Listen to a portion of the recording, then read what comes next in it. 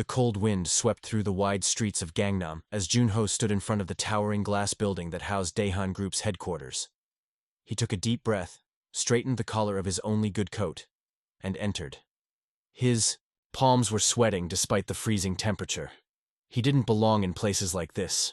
Not with his worn shoes or his fading leather bag, filled with architectural blueprints no one seemed to care about. But today wasn't about ambition or passion. Today was about survival. Upstairs, the office of Seo Ji-won was silent, sleek. Everything was black, white, and spotless. She stood near the window, looking down at the city she barely felt part of anymore. Her father had summoned her to his office that morning with a threat disguised as a favor.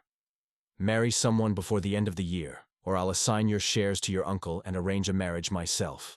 You know how these things work. Ji-won knew.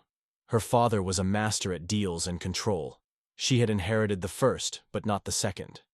Inside, she longed for something more. Freedom, music, maybe even love.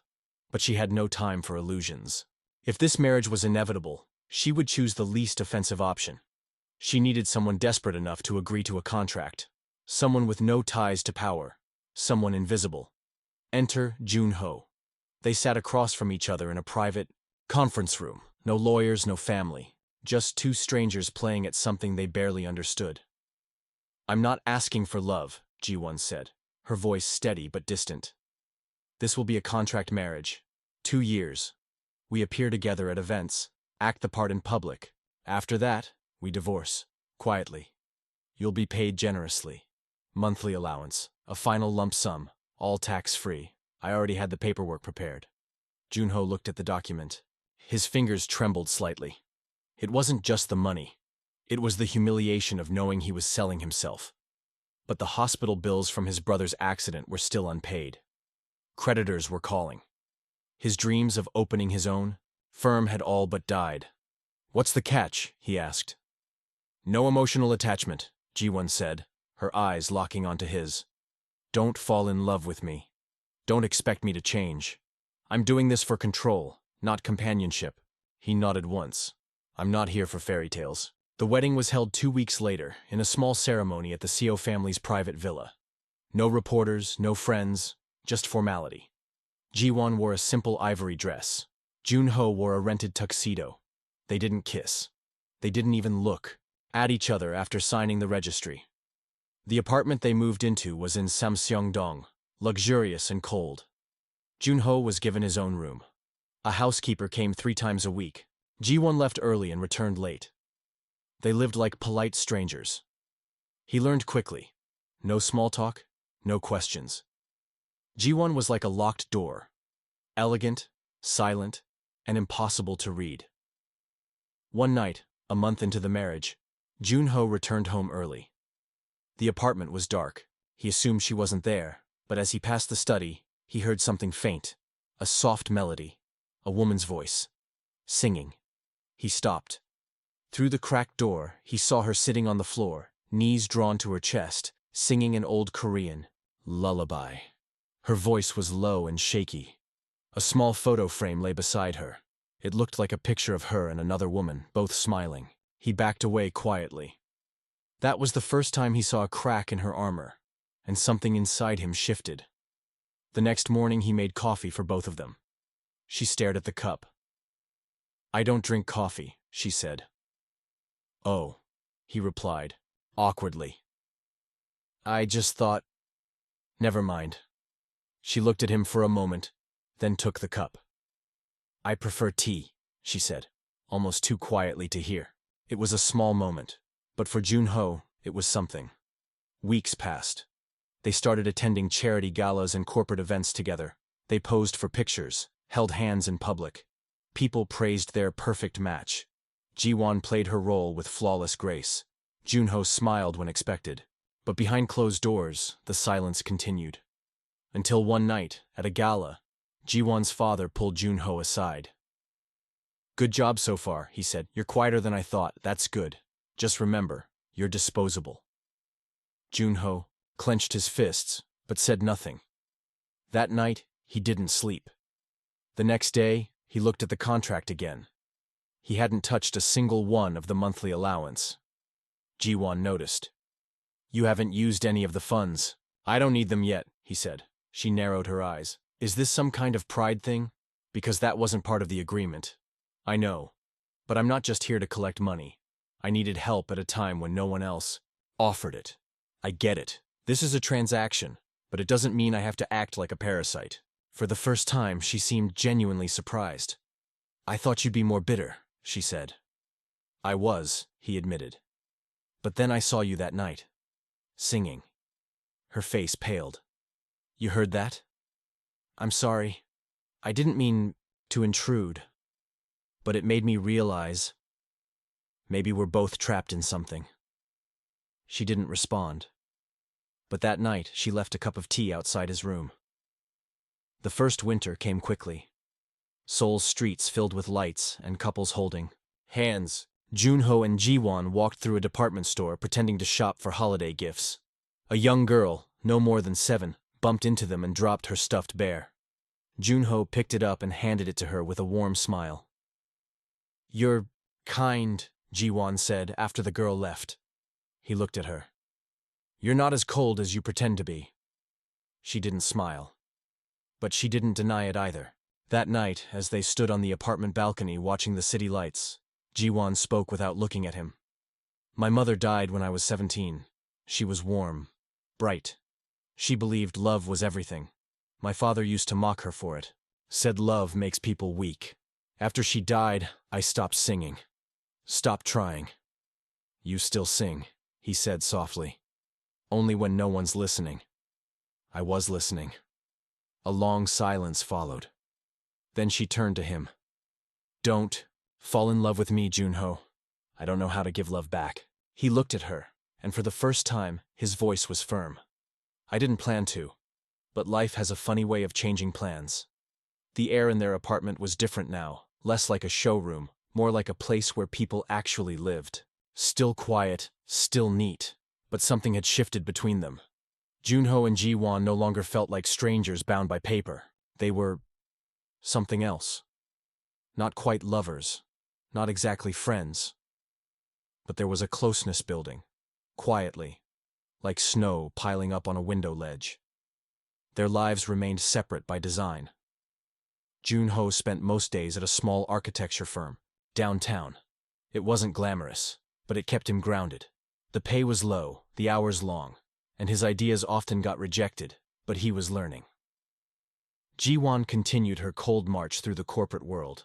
As a board member at Daehan Group, she had to fend off constant challenges, especially from her cousin Seo Min-jun, who made no secret of his desire to take her seat. He called her the pretty puppet, whispered rumors about her fake marriage, and laughed behind closed doors. Ji-won never flinched in public.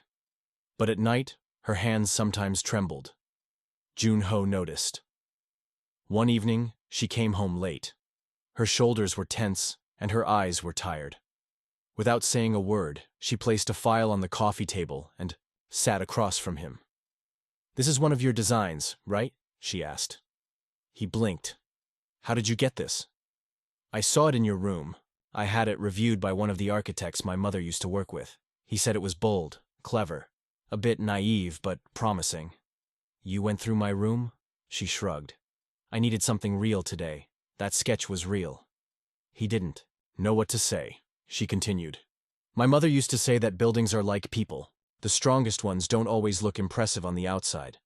But they last because someone took care of the foundation. There was silence between them, but not the uncomfortable kind. It was the kind that lets truth settle. Thank you, he said. Don't thank me. Just finish that design someday. For real. Later that week, Ji-won invited him to attend a charity event hosted by her mother's memorial foundation. This time, she didn't call it an obligation. The hall was filled with Seoul's elite, photographers, business moguls, politicians. As usual, Ji-won carried herself like a queen, graceful, unreadable. But Junho noticed her hesitation when they approached the piano at the center of the room. You okay? He asked. She looked at the piano like it was a ghost. My mother used to play here. She loved this place. After she died, I avoided it. He didn't push. But when they were alone for a moment, he reached out and lightly pressed one key. The soft note echoed in the hall. "She'd be proud of you," he said. Ji-won turned away quickly. "You don't know that." "No. But I believe it." She didn't reply. But she didn't walk away either. The next few weeks brought more. Moments like that, shared glances, small jokes, evening walks on the apartment balcony. At one point, Junho made kimchi jjigae, and Ji-won, after taking a bite, actually smiled. "Not bad," she said. He grinned. High praise from someone who thinks toast is cooking. "I can cook," she replied defensively. "Ramen doesn't count." She gave him a light glare, but her eyes sparkled. But the warmth between them didn't go unnoticed. Min-jun began to dig. He hired a private investigator. And soon, he had something. Photos of Junho meeting a man at a small cafe, the man who had handled the original contract. A few screenshots of bank transfers. Enough to raise questions. Min-jun presented the evidence at a board meeting, acting concerned. "I only bring this up to protect the company. If our directors are involved in fake marriages for personal gain, it could harm Daehan's reputation." The board murmured. Ji-won remained still, but her knuckles were white under the table. "I trust there's a reasonable explanation," the chairman said, eyes on Ji-won. Ji-won didn't flinch. "If I'm guilty of anything, it's trying to avoid a forced marriage arranged by my own family. And if that offends the board, I'll gladly step down." The chairman sighed. "No need for dramatics. Just keep things clean." After the meeting, Ji-won went straight home. She poured herself a glass of wine, untouched. When Junho came in, she didn't speak, just handed him a folder. "What's this?" he asked. "Evidence of our contract, bank records, photos, conversations." He swallowed. "Min-jun?" She nodded. "I trusted you. I never meant to hurt you," he said.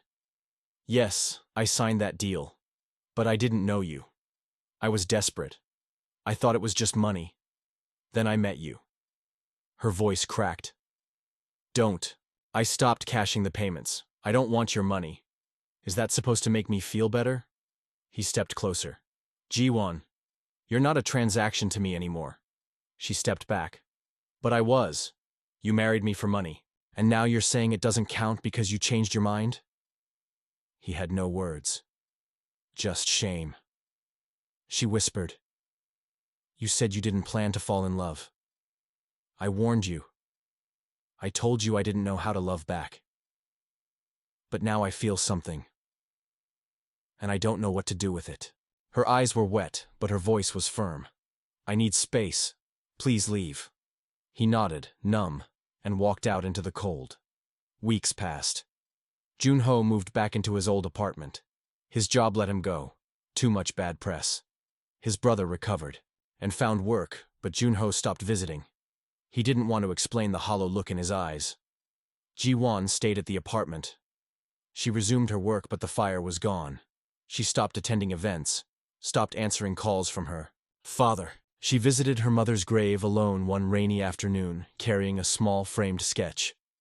It was a drawing her mother had made. A girl and a boy standing under one umbrella, drenched but smiling. "One day," her mother had once said, "someone will love you not for your name, but for your soul," Ji-won whispered to the tombstone.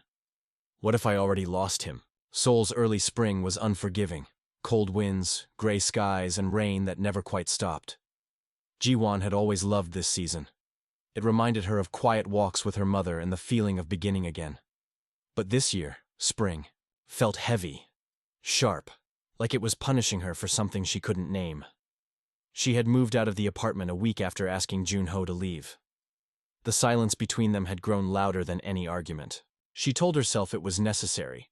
That distance would bring clarity. But in truth, nothing felt clear.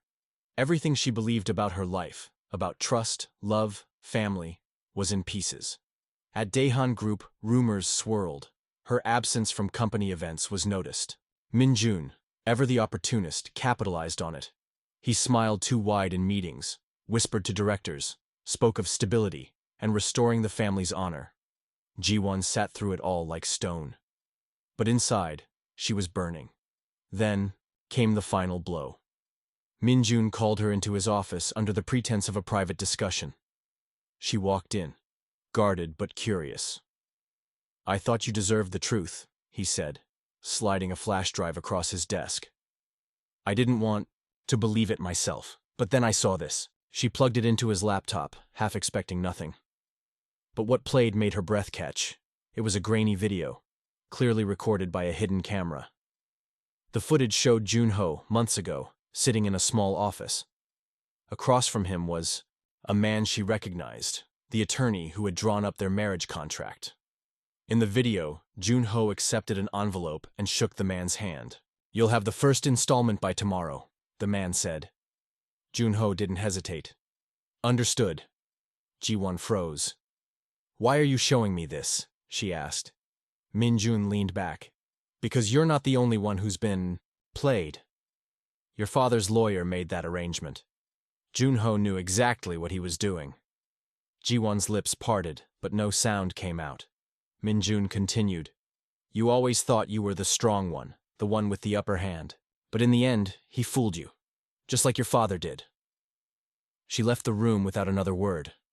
Back at her new apartment, she watched the video again, then again. Every frame felt like a betrayal.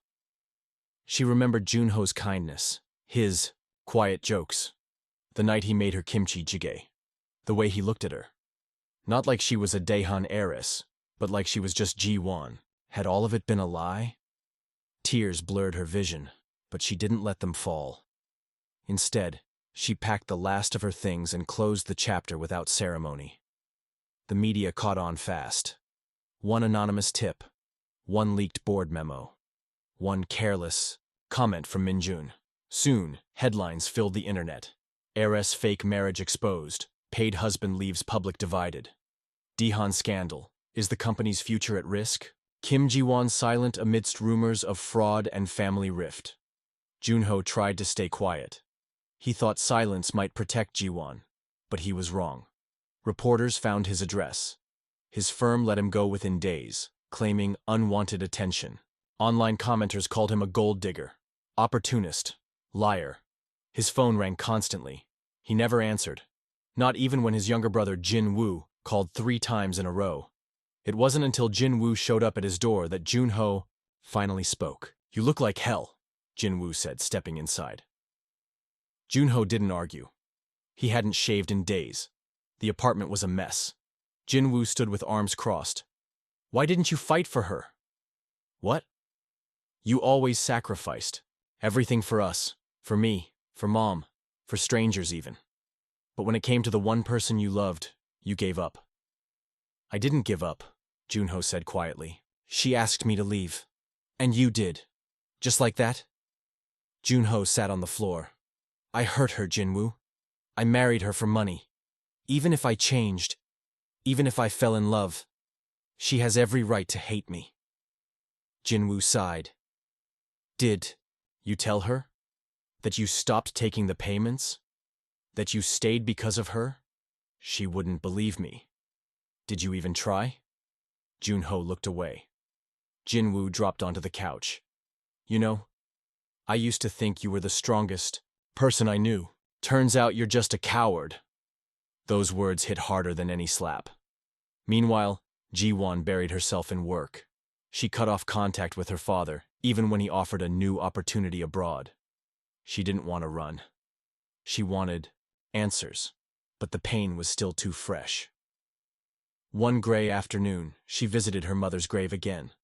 The cemetery was quiet, the cherry blossoms still refusing to bloom. She knelt and placed a bouquet of white lilies beside the headstone.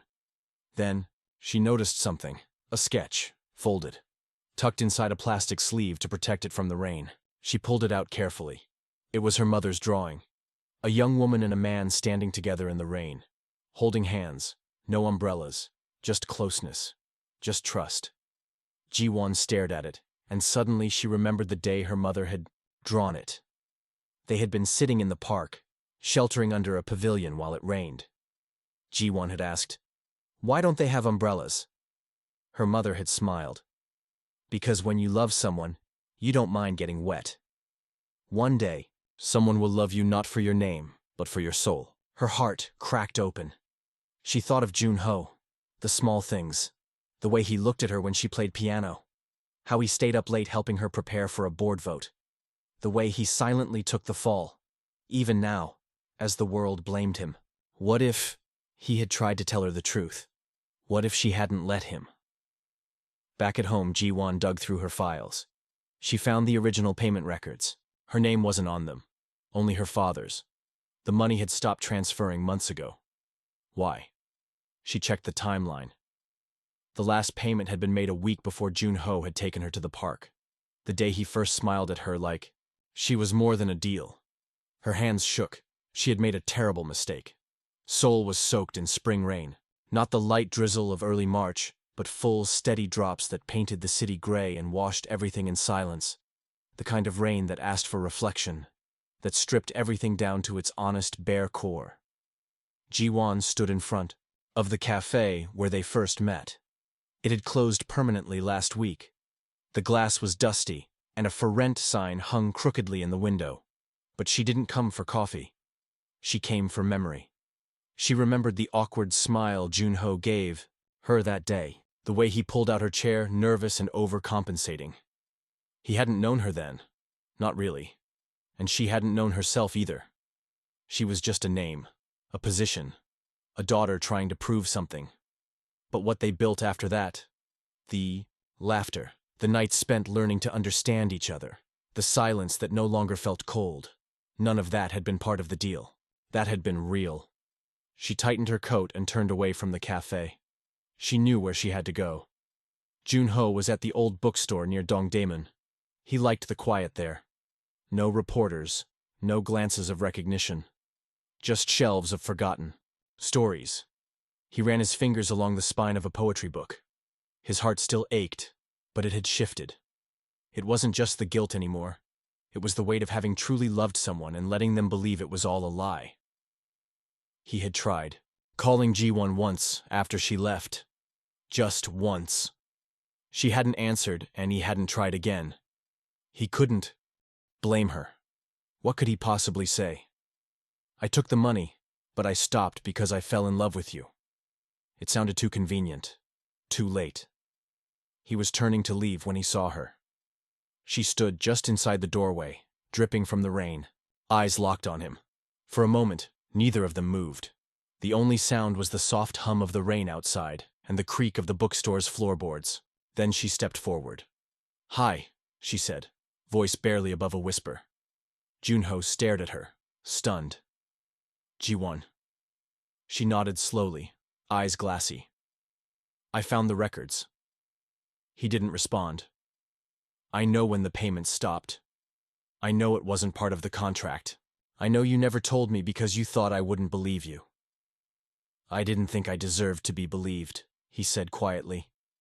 Her throat tightened. "Why didn't you tell me?" He looked down at his hands. "Because I was ashamed. At first, it really was just a job, an escape. But then, you weren't what I expected. You were real, strong, lonely, beautiful in ways I didn't know how to name. I didn't just fall in love with you, Ji-won. I fell into you." She blinked back tears. "I wanted to say something," he continued. "But the more I loved you, the more I feared losing you. So I stayed silent. And that silence became the thing that broke us." She took a shaky breath. "I remembered something my mother said. She told me that one day, someone would love me not for my name but for my soul." "I did," he whispered. "I do." She closed the distance between them. "I was scared too. Scared that all I'd built was a lie. But the truth is, the only time I ever felt like myself was with you." The silence hung between them like a bridge. Tentative, fragile, but full of possibility. Then she reached out, took his hand. "I'm not asking you to erase the past," she said. "I just want us to start from where the truth began." Weeks passed. The media storm faded. Min-jun's ambition caught up to him. An internal audit exposed his mismanagement, and the board removed him from his interim post. Ji-won returned to Daehan, not with fanfare, but with quiet determination. She declined her father's offer to become CEO and instead chose to rebuild the music education foundation her mother once started. She and Junho didn't rush things. They didn't need to. They cooked together again, went for long walks, sometimes fought, sometimes laughed, but they always talked. One rainy afternoon they stood in the same park where her mother once drew the sketch. They had no umbrella. The rain soaked through their clothes, clung to their hair, dripped from their eyelashes. But neither of them moved. She turned to him, smiling. "Looks like we're getting wet again." He smiled back, brushing a raindrop from her cheek. "I don't mind, as long as I'm with you." She leaned into him, heart light, soul seen. This wasn't a fairy tale. It was something better. It was real.